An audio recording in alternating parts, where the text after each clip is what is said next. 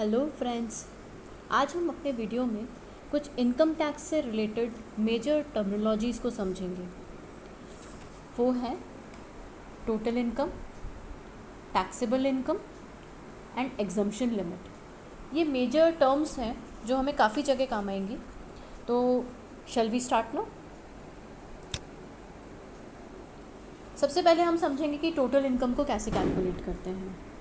Income tax के according income को 5 heads में डिवाइड किया हुआ है। सबसे पहले आता है income from salary. Income from salary में salary income, pension income cover होगी। इसके बाद आता है income from house property. House property से रेंटल इनकम है, या फिर हमने अगर होम लोन लिया है तो उससे रिलेटेड जो इंटरेस्ट का डिडक्शन है वो सब हम यहाँ क्लेम करते हैं। फिर आता है profits and gains from business and profession. तो बिजनेस या प्रोफेशन से, प्रोफेशन मतलब कि आप एक चार्टर्ड अकाउंटेंट हैं, आप सीएस हैं, लॉयर हैं, तो वो प्रोफेशनल इनकम हो गई।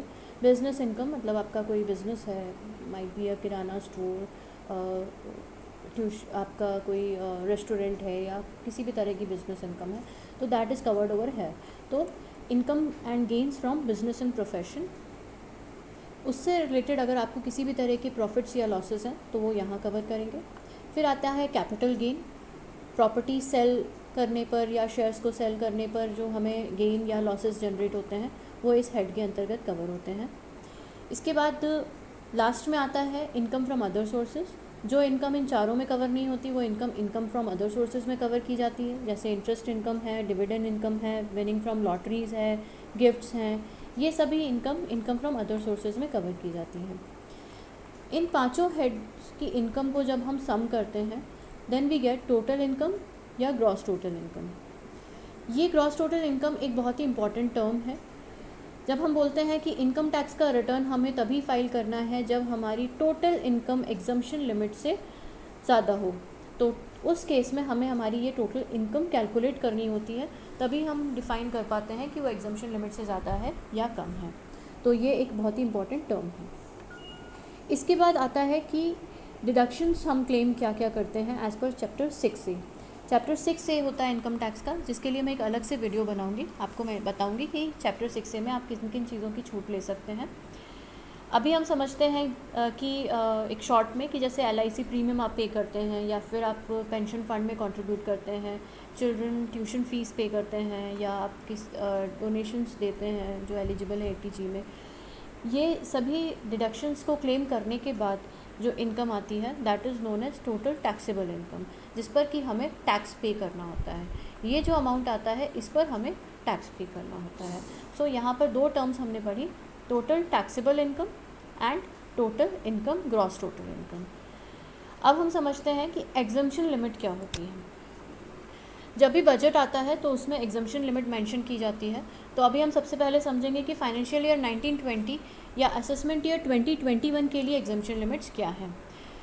उसके अगले साल के लिए एग्जम्पशन लिमिट के लिए मैं अलग से वीडियो बनाऊंगी। फाइनेंशियल ईयर 2021 और असेसमेंट ईयर 21-22 के लिए मैं आपको अलग वीडियो में मेंशन करूंगी। अभी रिसेंटली हमें क्योंकि रिटर्न फाइल करना है 1920 फाइनेंशियल ईयर का, तो उसकी एग्जम्पशन लिमिट्स इस तरह से हैं।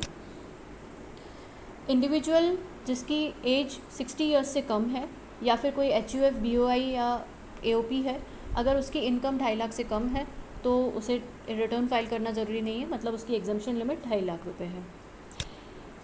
सीनियर सिटीज़न, किसी की एज 60 से या उससे ज़्यादा है और 80 ईयर्स से कम है, तो ऐसे केस में जो एग्जम्पशन लिमिट है वो 3 लाख है।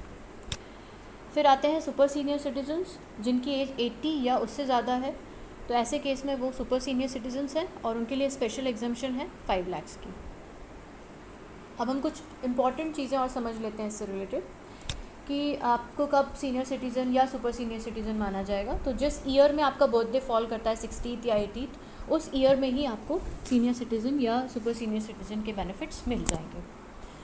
एक और इम्पॉर्टेंट इशू आता है जो कि सुप्रीम कोर्ट का एक लैंडमार्क जजमेंट है, जिसमें उन्होंने बताया है कि अगर किसी पर्सन का बर्थडे 1 अप्रैल को होता है, इसको मैं एक एग्जांपल से समझाती हूँ कि अगर किसी पर्सन का 60th बर्थडे 1 अप्रैल 2020 को आता है, तो ऐसे केस में वो 31 मार्च 2020 को ही अपना 60th ईयर कंप्लीट कर लेता है एज़ पर जजमेंट।